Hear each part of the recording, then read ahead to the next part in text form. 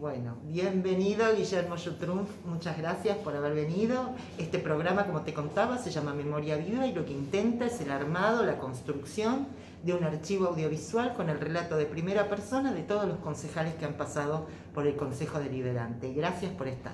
Bueno, muchas gracias a vos, al Consejo, por supuesto, a sus autoridades, y me parece una muy buena idea tener un archivo audiovisual de quienes han sido sus, digamos, sus representantes, ¿no? Los representantes de la gente, que bueno, la gente no sabe en general la actividad que se desarrolla en este ámbito, los debates que se dan en el Consejo Deliberante. Siempre está acotado a muy poca gente, que es la más informada, pero la verdad que está bueno que la gente de alguna forma pueda conocer a sus representantes, los que son actuales y los que hemos pasado ya, ¿no?, por este consejo.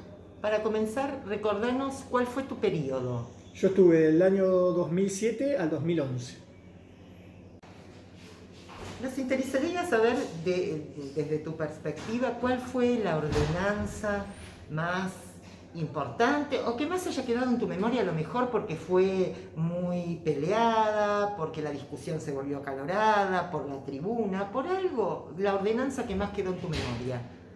Mira, vos sabés que yo era un concejal de la oposición, asumo en el 2007 cuando el intendente Gustavo Pulti asume su primer mandato inclusive, así que bueno, es un poco la agenda de lo que pasa en el gobierno la marca el departamento ejecutivo, el intendente, sus funcionarios, etc. Así que un concejal de la oposición, en ese caso, la función que tenía era la de controlar, de alguna manera, ¿no? El concejal opositor tiene la obligación, tiene el deber de controlar al departamento ejecutivo. Así que por ahí vas a ver muchas resoluciones, pedidos de informe, etcétera, respecto a muchísimos temas del Consejo o de la ciudad en general, ¿no? A mí me interesaba mucho el tema de la seguridad democrática y el problema de la inseguridad en Mar del Plata era un problema muy grave. Entonces, bueno, por ahí no tengo una ordenanza particular, pero sí muchos pedidos de informe, mucho trabajo sobre esa situación. Una jornada muy importante de trabajo que hicimos con diversos actores de la seguridad democrática a nivel nacional, que se hizo en este recinto del Consejo Deliberante, muy importante.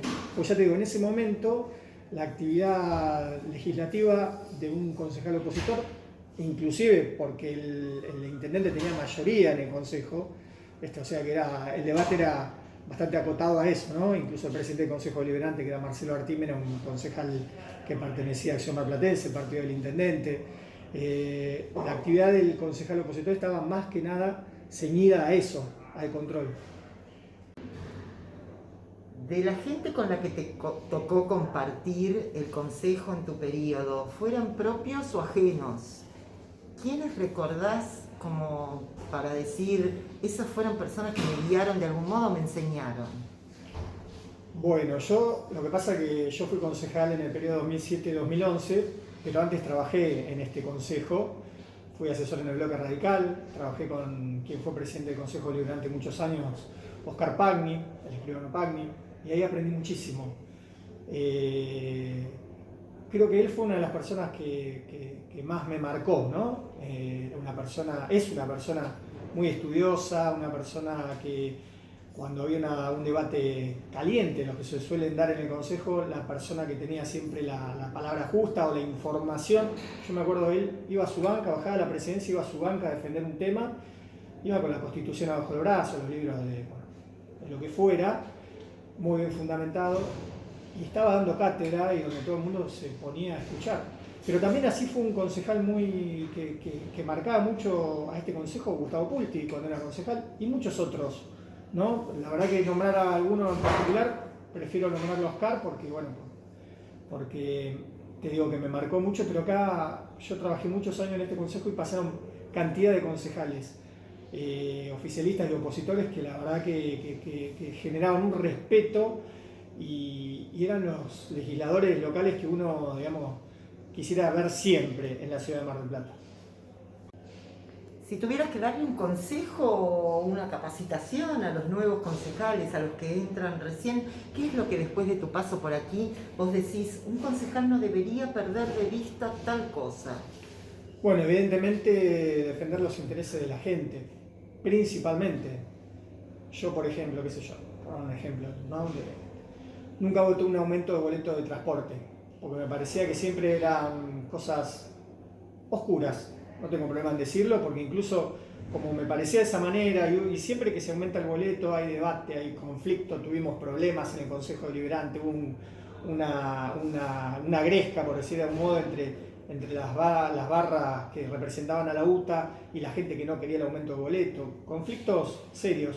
Pero bueno, me parece que no era solamente cuestión de oponerse, sino yo siempre le digo una sugerencia, no un consejo porque no le puedo dar un consejo a nadie, pero sí una sugerencia. Uno se opone a algo, bárbaro, está bien que se oponga, pero siempre tener una alternativa a mano para decir, bueno, yo estoy en contra de esto, pero propongo esto. Y así de hecho propusimos, cuando yo era concejal, un estudio de costos que se le pidiera a la Universidad Nacional de Mar del Plata, a la Facultad de Ciencias Económicas, un estudio del costo del transporte, para que nosotros pudiéramos saber cuánto valía ese boleto de transporte. Bueno, por supuesto el oficialismo en ese momento se opuso, pero nosotros llevamos una propuesta alternativa y siempre, más allá de la crítica que puede tener fundamento o entrar en el debate político más caliente, etc., es tener una propuesta alternativa.